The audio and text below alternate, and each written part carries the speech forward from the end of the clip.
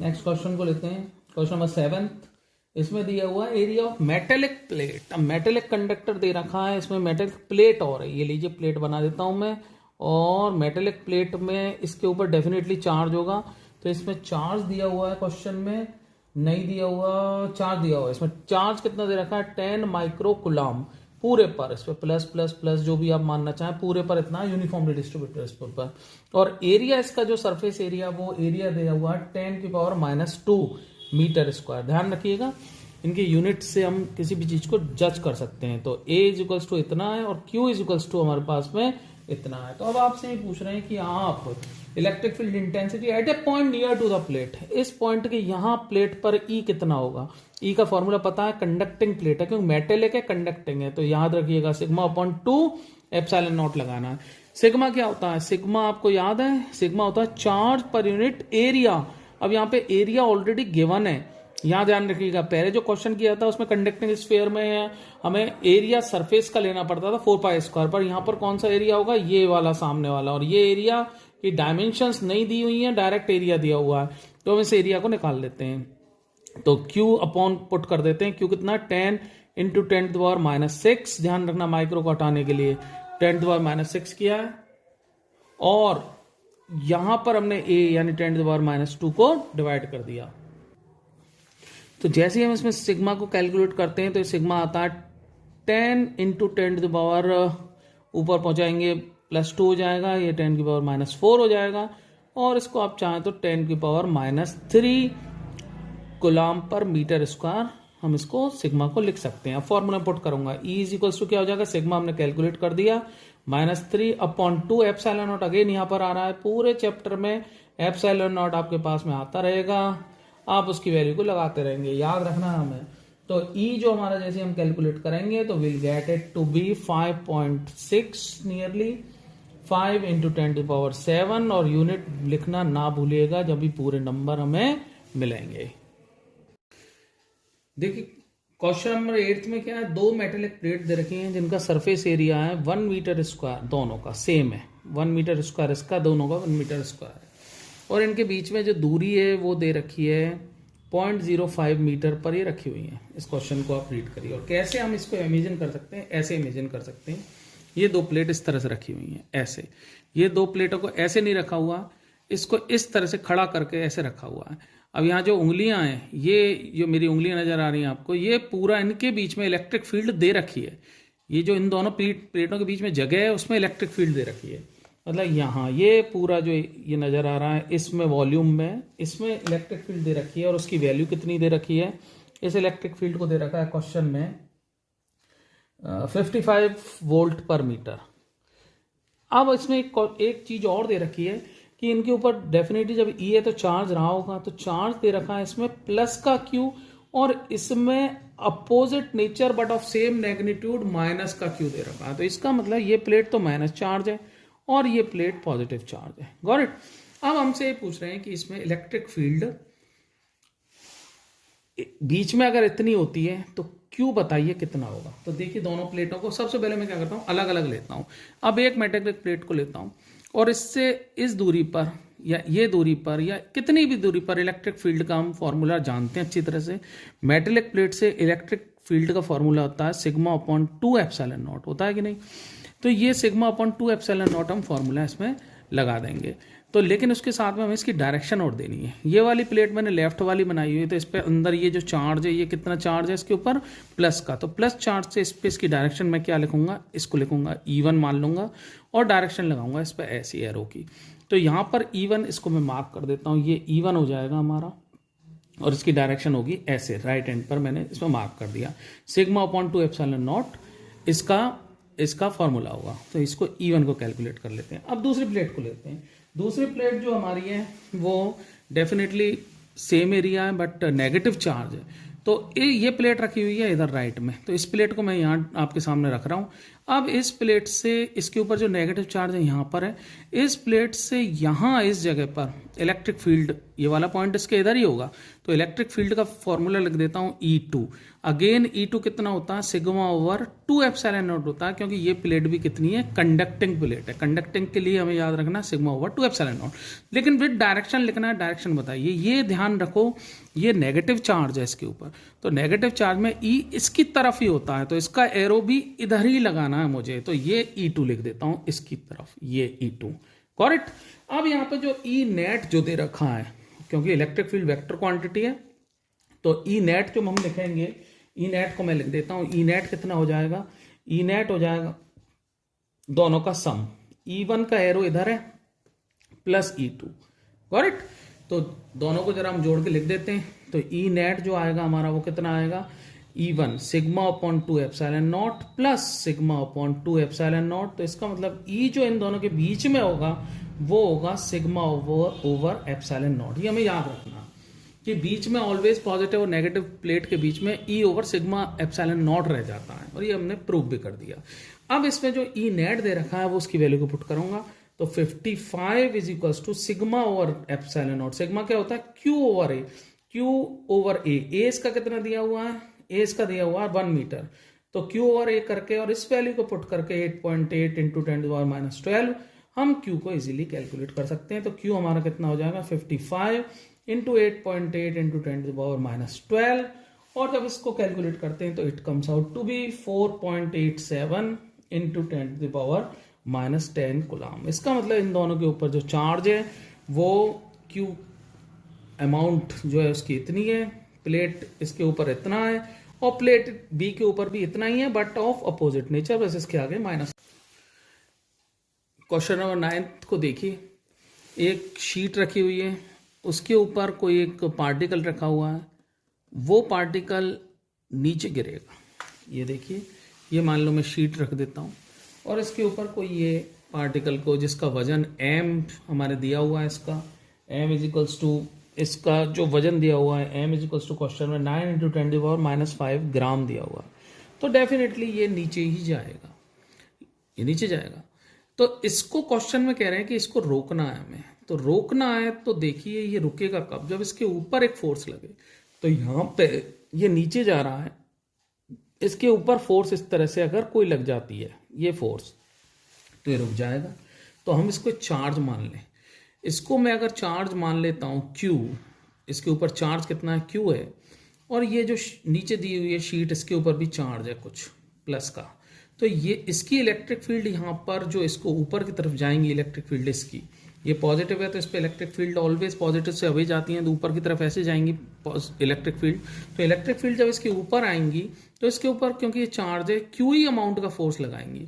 वो Q E amount का force देखिए यहाँ पर ऊपर लग रहा है, और एम जी जो है नीचे लग रहा है। तो अगर ये रुका हुआ है, गिरे नहीं, तो ये दोनों फोर्सेस बराबर होंगी, जब तो नहीं गिरेगा। ये मैंने हाथ से पकड़ा हुआ है, क्यों, क्योंकि मेरे हाथ के ऊपर फोर्स लग रही है और ये नीचे जा रही है, तो वहां पर इसको मुझे हाथ हटाना है और चार्ज से रोकना है इसको। तो इसमें पूछा हुआ है इसके ऊपर कितना चार्ज दिया जाए कि ये रुक जाए। तो इस कंसेप्ट को हम समझ चुके हैं, तो let us do this by putting the values. अब ध्यान रखिए, इसके ऊपर जो चार्ज है वो हमारा प्लेट दी हुई है, प्लेट के लिए ई पहले कैलकुलेट करना है। ई याद रखिएगा, E equals to sigma over 2 epsilon not होता है।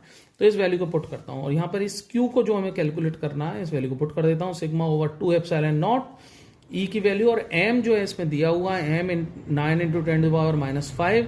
इसको इक्वेशन को हम लगा के चल रहे हैं, और ग्राम में तो इसको हम किलोग्राम बना लेते हैं 10⁻³ से मल्टीप्लाई करके, इनटू इसको हम 10 लिख लेते हैं जी को, M G.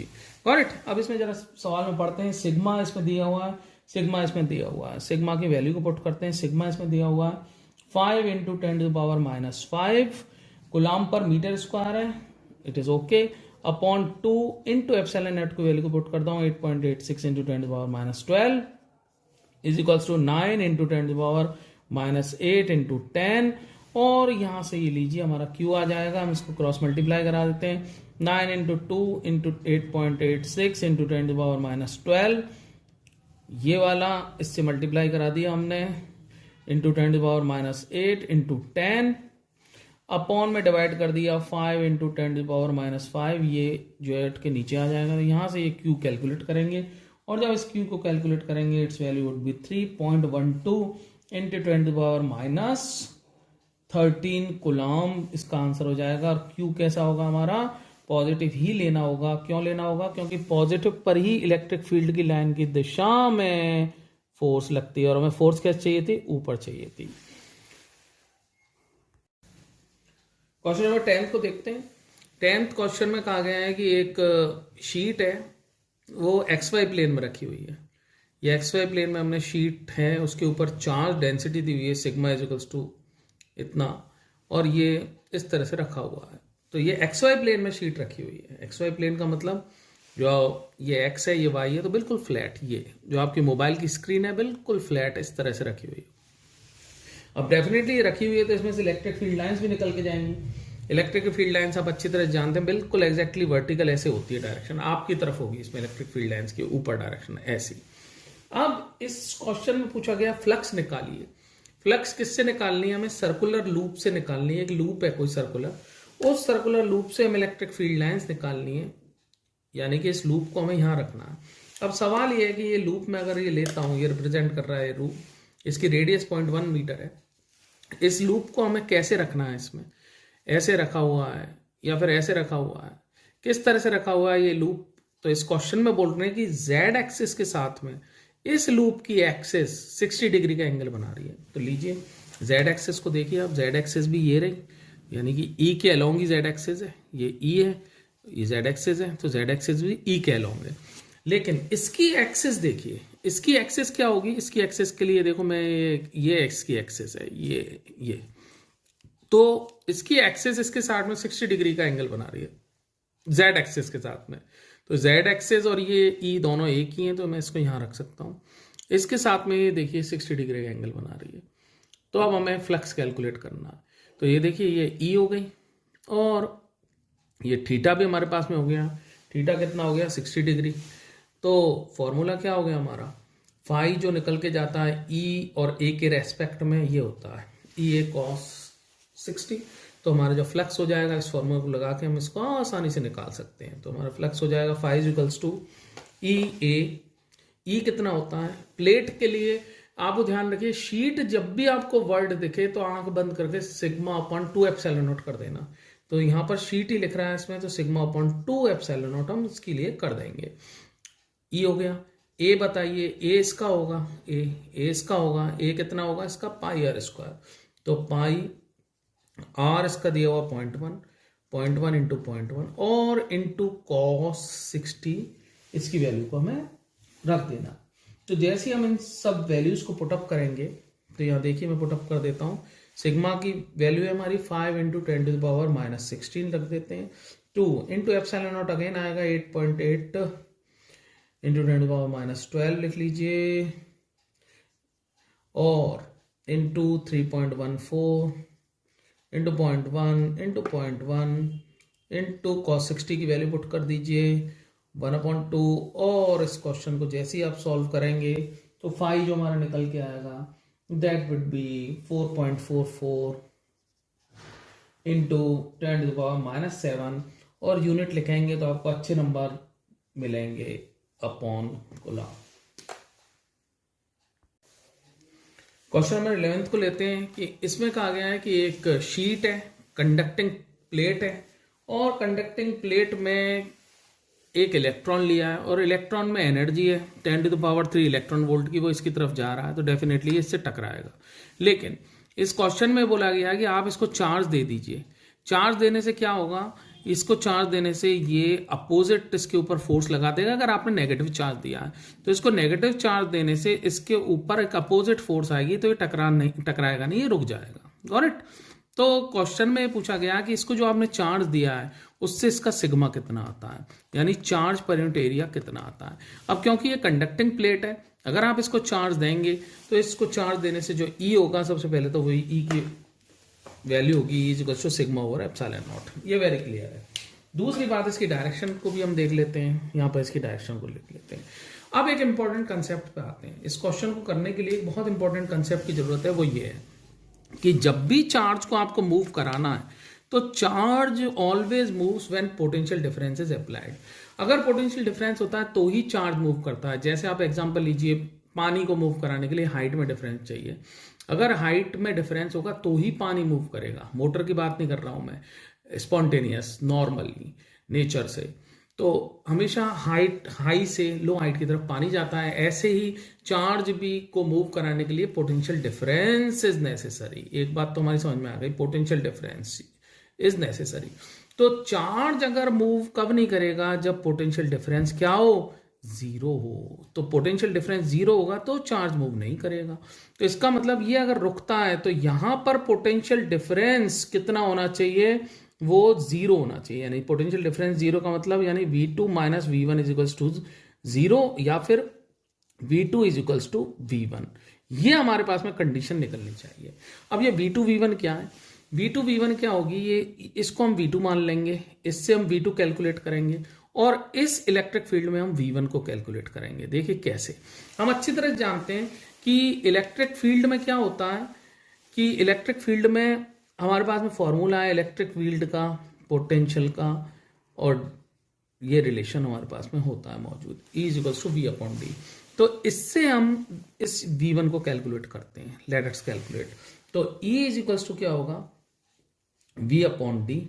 V upon D का मतलब V is equals to E multiplied by D.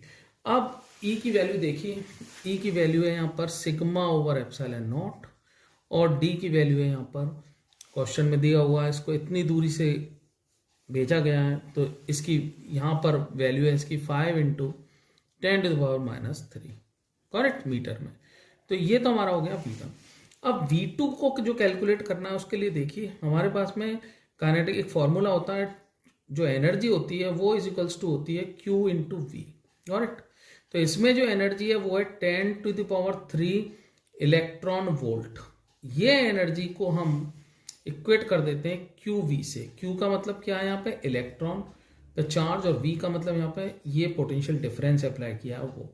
तो जैसे हम इसको कैलकुलेट करते हैं तो V हमारे पास में यहाँ पे V1 निकल के आता है, वो कितना निकल के आता है 10⁻³ वोल्ट।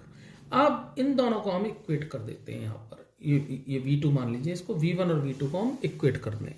तो जैसे हम V1 V2 को इक्वेट करते हैं तो हमारे पास में एक्सप्रेशन क्या बनती है, सिग्मा ओवर एप्सिलॉन नॉट का मतलब 8.86 into 10⁻12 into 5 into 10⁻³ is equals to 10⁻3।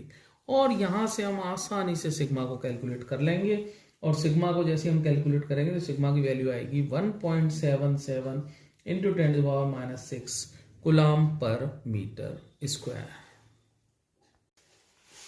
Question number 12 को देखते हैं। The pressure inside and outside the soap bubble is equal.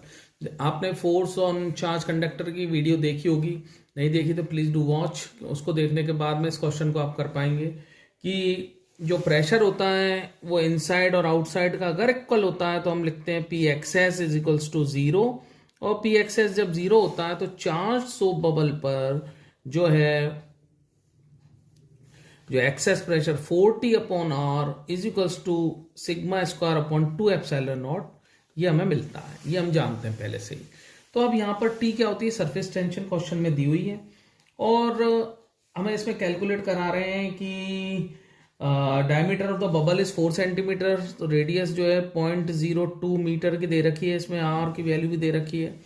अब इसमें जो क्वेश्चन में Q कैलकुलेट कर रहे हैं, व्हाट इज Q, तो Q क्या हो जाएगा वो हमें बताना है। तो देखिए यहाँ सिग्मा को कैलकुलेट करते हैं, तो सिग्मा क्या होता है, सिग्मा की वैल्यू होती है, सिग्मा का मतलब होता है चार्ज पर यूनिट एरिया, और एरिया क्या होगा इसका 4πr²। R² मीन्स इसकी सरफेस पर ही तो होगा चार्ज, तो Q अपॉन 4πr²। तो यहाँ से Q इज इक्वल्स टू क्या हो जाएगा, सिग्मा इंटू 4πr² हम कर लेंगे। तो यहाँ पहला काम हम सिग्मा को कैलकुलेट करते हैं यहाँ से। तो हमारे पास में सिग्मा कितना आता है, सिग्मा आता है, वैल्यूज को पुट करता हूं मैं, 4T मीन्स 4 इंटू टेंशन की वैल्यू दे रखी है यहाँ पर 0.04 अपॉन R जो रेडियस दे रखा है इसका 0.02 is equals to sigma square upon 2 epsilon not की वैल्यू 8.8 6 इंटू 10⁻⁻12।